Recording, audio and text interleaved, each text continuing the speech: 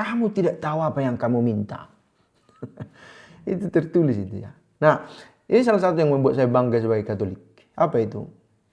Umat Katolik jarang meminta saya berdebat. Meski dia tahu saya misalnya menanggapi, oh berdebatlah pastor. Kalau ada umat Katolik di sini yang mengatakan itu, dengan berani saya katakan, ganti cara pikirmu itu. Nah, karena apa? Karena kamu mempertontonkan ketidaktahuanmu tentang apa itu arti debat. Nah, di video ini saya mau menjelaskan debat itu apa dan bagaimana itu di era patristik juga berlangsung, gitu ya. Meski tidak harus selalu dipublis, gitu ya. Oke, jadi pernah saya menanggapi Bapak Don Ditan. Lalu beberapa umat muslim berkata, kalau berani datanglah ke studionya, debatlah katanya. Lalu saya menanggapi Bapak Deking Gadas soal gereja Katolik. Kalau orang debatlah, jangan ngomong sendiri katanya. Saya mau tanya dulu, apa sebenarnya yang kamu minta? Pengetahuan-pengetahuan yang dielaborasi atau seseorang mempermalukan yang lain, gitu ya? Apakah kamu mencari kalah menang dan kepuasan emosionalmu saja? Dan apa konsepmu tentang debat? Nah, saya mau menyajikan di sini beberapa referensi. Ada beberapa buku bagus saya temukan. Meski buku-bukunya Aristoteles dan Plato itu fundamental ya untuk pemahaman tentang dialektika. Jadi debat itu, sebelum kamu bosan dengan penjelasan panjang ini, debat itu adalah pertukaran informasi, refleksi, pengetahuan. Itu.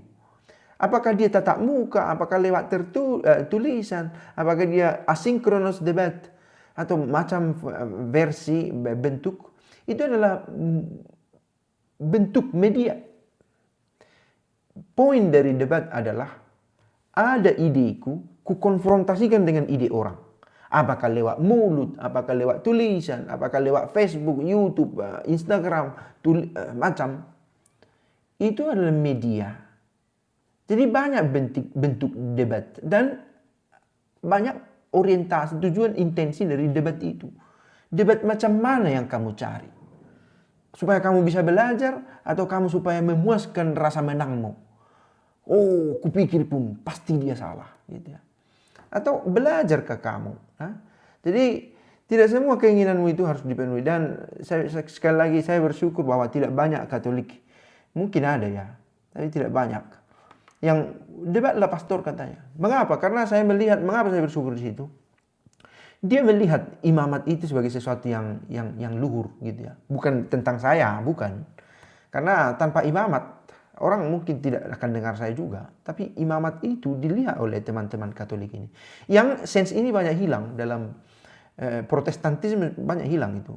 Karena tahbisan itu, saya pikir muatan sakramentalnya tidak sama antara di gereja Katolik dengan Protestan, gitu ya. Nah, beberapa buku bisa cari sendiri ya. Ada satu Amanda Anderson, The Way We Argue Now. Ada Bakhtin Michael, The Dialogue Imagination, Dialogic Imagination, Dialogic Literary Argumentation. Ada Bloom itu. Ada lagi Argumentation and Debate. Jadi banyak buku, tolong cari, baca itu sebelum kamu meminta apa yang kamu tidak tahu. Ini mempermalukan diri sendiri tuh. Mana tahu lagi di sini ada yang meminta. Biasa begitu. Sudah jelas-jelas video ini tentang menjelaskan debat, muncul lagi komentar. Debatlah, jangan cemen, pecundang katanya. Nah, saya mau jelaskan. Pertama, apa arti debat? Yang kedua, bentuk-bentuk debat itu bagaimana? Yang ketiga, saya mau bicara khusus tentang keuntungan dari debat asinkronus, debat semacam ini, dan apa risiko dari debat face to face itu. Gitu. Saya mau bagikan itu. Yang pertama, debat adalah soal struktur argumen, argumen yang didasari oleh referensi-referensi yang bisa dibuktikan. Jadi bukan hanya sekedar pendapat acak, random saja, apa yang secara impulsif muncul di pikiran lalu langsung saya katakan. Lalu saya bumbui karena namanya impulsif, persiapannya nggak matang, lalu lebih banyak bumbunya. Bumbunya adalah gaya-gaya retorik. Gitu ya. Jadi argumenmu itu argumen sampah. Misalnya saya katakan gitu ya, ketika langsung nampak tidak membaca, referensimu sempit. Kalau saya katakan, itu nggak ada esensinya. Itu nggak ada esensinya. Kalimat argumenmu sampah, referensimu sempit, lebih banyak lo membaca buku. Ini belum menyentuh esensi dari apa yang ide yang mau saya tawarkan dalam debat. Ini adalah gaya-gaya bahasa retorik untuk melemahkan si pendengar. Dan kamu tidak belajar apa-apa dari kalimat macam ini tadi. Berkaitan dengan apa konteks dari debat itu. Misalnya debatnya tentang Trinitas, oke? Lalu saya katakan, oh nampak sekali kamu referensimu hanya bahasa Indonesia, bacaanmu sempit, alur berpikirmu itu random gitu. Semua ini nggak ada hubungannya dengan Trinitas. Nah, tapi itu yang kamu cari. Bagi kamu yang meminta debat itu. Sementara ketika kita membuat debat tidak langsung, referensinya itu dipersiapkan matang. Logika berpikirnya itu disistematisasikan dengan bagus. Nah, jadi penting untuk menekankan argumen yang lebih matang, argumen yang lebih ilmiah, bisa dipertanggungjawabkan. Itulah terutama soal debat. Dipertukarkan di situ. Ada hipotesa pertama, tesis pertama, lalu ada tesis kedua, dan bagus bila ada sintesis. Kan gitu ya. Itu logika Aristoteles, kita nggak bisa abaikan. Nah, itu pun kalau betapa pentingnya bagimu referensi sebelum ngomong tentang debat, kamu tak tahu apa yang kamu minta. Kan ada tertulis itu. Tahu di mana itu ditulis. Nah, jadi itu arti debat yang terutama ya, bukan soal bagaimana caranya. Bentuk debat itu bagaimana? Ada multi party, ada face to face, ya. Ada written assignment. Nah, tertulis dia. Nah, ini menarik ini, asynchronous debat. Ini asynchronous debat ini semakin diteguhkan dengan media sosial macam ini. Saya bukan membuatnya secara tertulis, saya berbicara. Tapi tidak sinkron, sinkronos, tidak di waktu yang sama, asinkron. Jadi tidak di waktu yang sama konferensinya itu. Tapi dipersiapkan sebelumnya. Nah, apa tujuannya debat itu? Ada memang debat untuk menang kalah, ada itu. Tapi konteksnya ini bukan kita anak sekolah atau sedang antar universitas, sedang berdebat, bukan. Kita sedang memperdalam sebuah topik. Jadi tidak hanya sekedar melemparkan kata demi kata ke muka orang lain dan kita merasa puas dengan itu, padahal kosong. Nah, apa risiko dari oral face to face gitu ya? Oral dan face to face debat. Tidak dipersiapkan secara langsung, secara matang dan emosional. Terlalu cepat. Si pendengar juga tidak menangkap dengan bagus karena ada jumping ide barangkali kan, idenya melompat-lompat.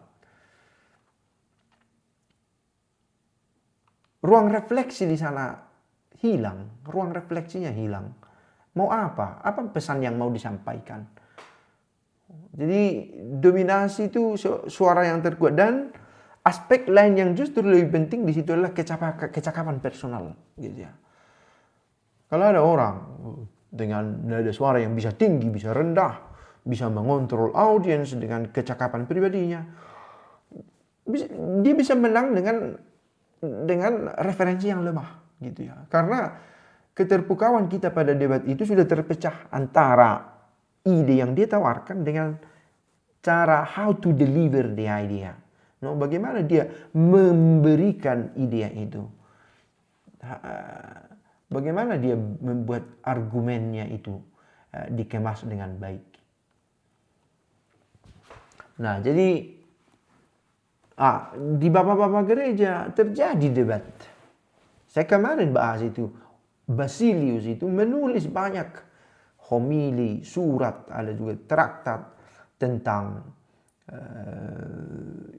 tentang Trinitas, tentang Kristologi, tentang eklesiologi, begereja itu bagaimana, tentang soteriologi, banyak cabang-cabang teologi sistemik lainnya yang kemudian kita coba klasifikasi idenya gitu ya. Sama seperti konsep, tidak ada buku khususnya Basilius tentang kristologi, tetapi diambil dari khotbah-khotbahnya dan bagaimana dia menanggapi orang-orang yang berseberangan dengan gereja waktu itu.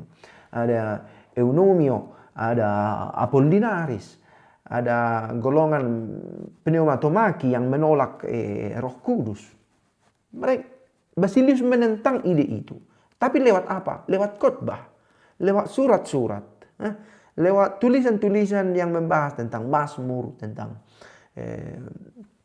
Injil, tentang Injil Yohanes misalnya. Pada mulanya adalah firman.